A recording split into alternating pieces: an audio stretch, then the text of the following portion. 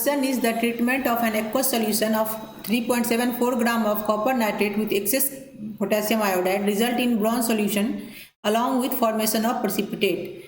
Passing H2S through this bronze solution gives another precipitate X the amount of X. Question क्या कर रहा है, इतना ग्राम कॉपर नाइट्रेट को आप एक्सेस पोटेशियम आयोडाइड के साथ रिएक्शन कराएंगे तो एक प्रेसिपिटेट बनेगा जो ब्राउन कलर का है, उसको फिर आप H2S से पास करवाएंगे तो फिर एक प्रेसिपिटेट बनेगा और उस प्रेसिपिटेट का आपको मास निकालना है जो X है। ये क्वेश्चन जे एडवांस 2022 में पेपर 1 में पूछा गया क्वेश्चन है। तो हम क्या पहले कर लेते हैं, मोल ऑफ कॉपर नाइट्रेट निकाल लेते हैं। Mole of copper nitrate CuNO3 equal to, तो मोल इक्वल टू क्या होता है, given mass by molar mass. तो कितना गिवन मास है 3.74 ग्राम और इसका मोलर मास आप इस एटॉमिक मास से निकालोगे तो अप्रॉक्स 187 ग्राम पर मोल आएगा और ये इसको कैलकुलेट कर लो तो ये आपका 0.02 मोल आ गया copper nitrate.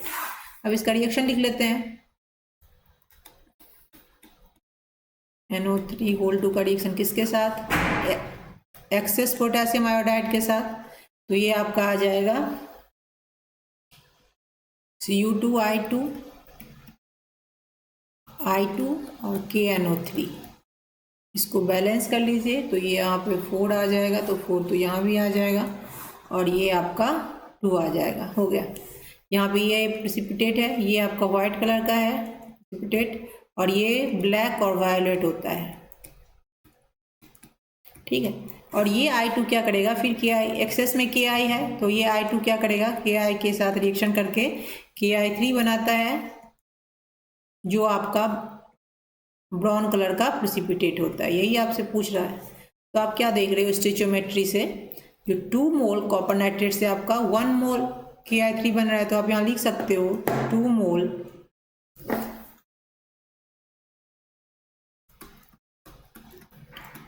CuNO3 whole ट्राइस produce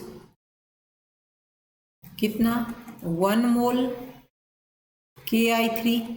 आपके पास कितना मोल निकला है 0.02 मोल, तो 0.02 मोल CuNO3 होल कितना निकलेगा, प्रोड्यूस कितना करेगा 1/2 इंटू 0.02 मोल Ki3, तो ये आपका कितना आ जाएगा 0.01 मोल Ki3, ठीक है। जो ब्राउन कलर का है इसका रिएक्शन आपको किसके साथ H2S के साथ करवाना है, तो ये आ जाएगा H2S प्लस Ki3। तो इसके ये क्या प्रोड्यूस करेगा आपका HI Ki और सल्फर जो एक प्रेसिपिटेट है यहाँ पे, है ना। तो ये आप इसको आप बैलेंस कर लो तो ये आप आ जाएगा यहाँ पे 2, हो गया बैलेंस, हाँ ठीक है। तो यहाँ क्या देख रहे हैं हम 1 मोल Ki3 से कितना मोल सल्फर प्रोड्यूस हो रहा है, ये X है ये, है ना, ये 1 मोल प्रोड्यूस हो रहा है। आपके पास कितना मोल निकला है 0.01 मोल, तो ये 0.01 मोल से कितना प्रोड्यूस होगा 0.01 मोल होगा, 1 मोल से 1 मोल, तो 0.01 मोल से 0.01 मोल सल्फर प्रोड्यूस होगा। तो सल्फर का मोल आ गया कितना है 0.01 मोल। और इससे आप मास निकाल सकते हो, मास इक्वल टू क्या होता है, मास ऑफ सल्फर आ जाएगा मोल इंटू मोलर मास। तो मोल इसका है 0.01 मोल और इसका मोलर मास क्या आ जाएगा, मोलर मास आ जाएगा इसका, मोलर मास नहीं आएगा, एटॉमिक मास आ जाएगा 32 ग्राम पर मोल, है ना।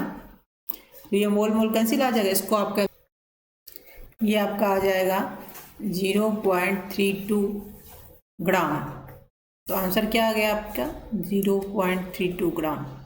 This is answer. Thanks for watching.